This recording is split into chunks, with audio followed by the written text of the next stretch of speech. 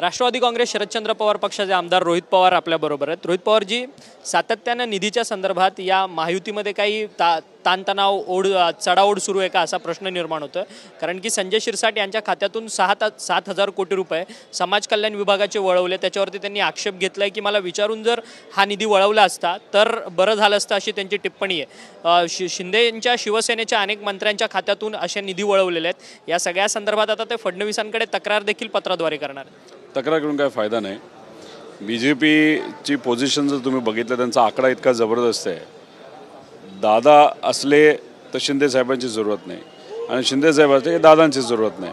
त्यामुळे एक नाराज झाला तरी दुसरा त्यांच्या बरोबर आहे। त्यामुळे ही जी काही वागणूक मंत्री महोदयांना विविध नेत्यांकडून त्या ठिकाणी दिली जाते ती वागणूक सातत्याने पुढे 5 वर्ष ती त्यांना सोसावीच लागणार आहे। आणि आता निधी देण्यासाठी निधी तरी पाहिजे ना सरकारकडे। आज सुद्धा दादांचं भाषण आमची अपेक्षा होती की कुठंतरी ते आकड्यात बोलतील, शब्दात बोलतील, पण तिथं जर आपण बघितलं तर कविता सोडल्या तर दुसरं काय आपल्याला त्या ठिकाणी मिळालेलं नाही। खरं तर अजित पवारांचा आज अर्थसंकल्पानंतर उत्तराचं भाषण त्यांनी केलं। त्या भाषणामध्ये ते म्हटलं की आता ब्रह्मदेव जरी आले तरी हे सरकार काही पाडू शकत नाही असं ते म्हणतात। कारण की बहुमताचा आकडा मोठा आला म्हणून अजित पवारांचं असं बोलणं काही कितपत योग्य आहे काय?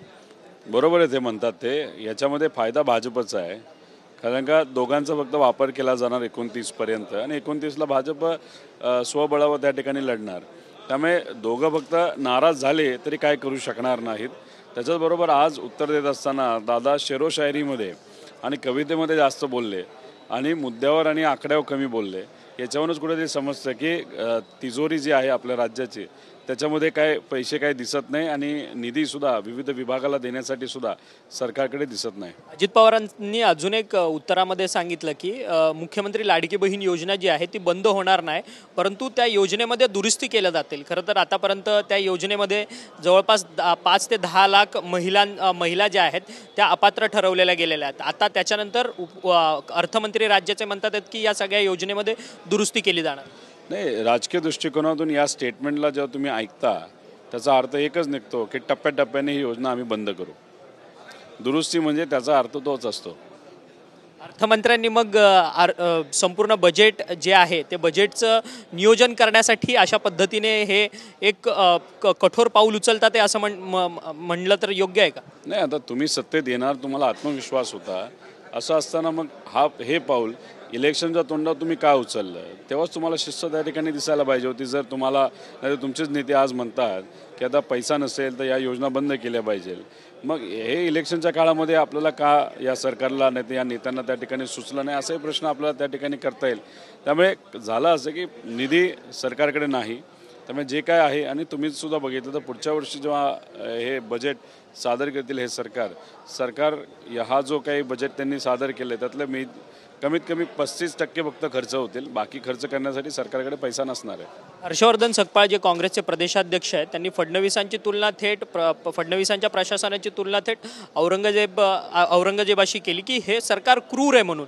त्याच्यावरती आज विधानसभेत देखील गदारोळ उडाला। बावनकुळे म्हणाले की ह्याचे कठोर पावलं त्यांच्यावरती उचलली जातील। विधान परिषदेमध्ये प्रवीण दरेकरांनी हा मुद्दा मांडला। याच्याकडे कसं पाहता? आणि हर्षवर्धन सकपाळ आपल्या विधानावरती ठाम आहेत या सगळ्या संदर्भात। असं डायरेक्ट कोणाबरोबर कम्पेअर करू नये असं मला वाटतं। फक्त स्टाईल जर बघितले म्हणजे हे सरकार कॉन्ट्रॅक्टदाराचं सरकार आहे, हे सरकार नेत्यांचं सरकार आहे। कुठलाही एखादा नेता मंत्री समजा चुकीचं काम करत असेल तर हे सरकार पाठबळ देतं आणि सामान्य लोकांचं हे सरकार नाही। स्वराज्य म्हणजे काय तर सामान्य लोकांचं राज्य, तर या महाराष्ट्रामध्ये ते दिसत नाही।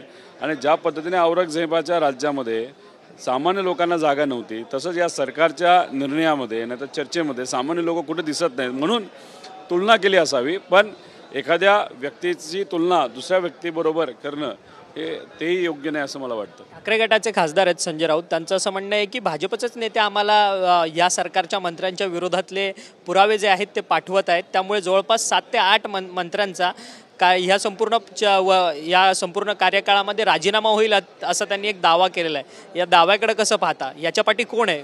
नाही, 4-4, 5-5 वर्ष 5-5 टर्म आमदार राहिलेले पण दुर्दैवाने मंत्रिपद त्यांना मिळालं नसणारे असे अनेक लोक आहेत जे नाराज आहेत, ते पाठवत असावेत असं मला लागेल। आणि म्हणजे आपण जे काही भ्रष्टाचार जे मुद्दे नाही तर आता सरकारकडनं सुद्धा कारवाईच्या विविध विभागावर झालेली आहे याची आकडेवारी बघितली नक्कीच 5 ते 6 लोकांची नावं डोळ्यासमोर येऊ शकतील.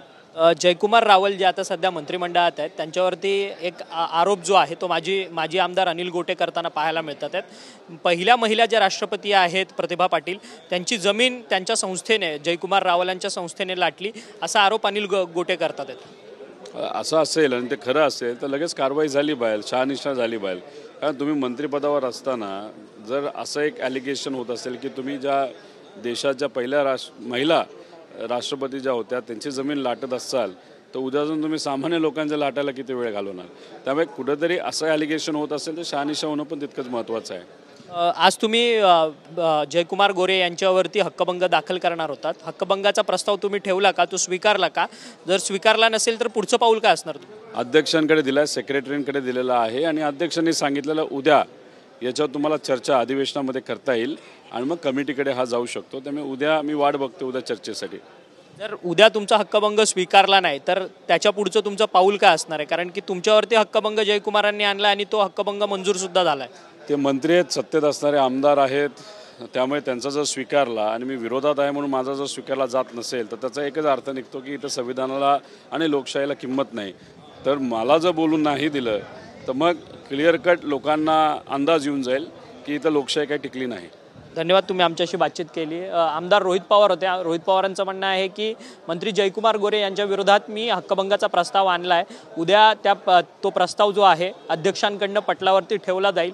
जर तो स्वीकारला तर मी मानेल की ह्या संपूर्ण विधानभवनात लोकशाही आहे. नाहीतर जर त्यांनी तो संपूर्ण हक्कभंग स्वीकारला नाही तर या विधानभवनामध्ये लोकशाही नाही असं मी समजेन, असं जे मत आहे रोकटोक ते रोहित पवार यांनी आपल्याशी बोलताना व्यक्त केलं. व्हिडिओ जर्नलिस्ट गणेश राटेसह अक्षय मंकणी, TV9 मराठी, मुंबई.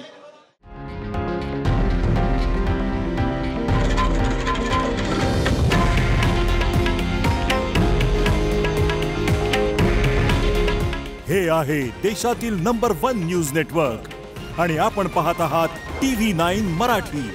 काळजी तुमची, हित महाराष्ट्राचं.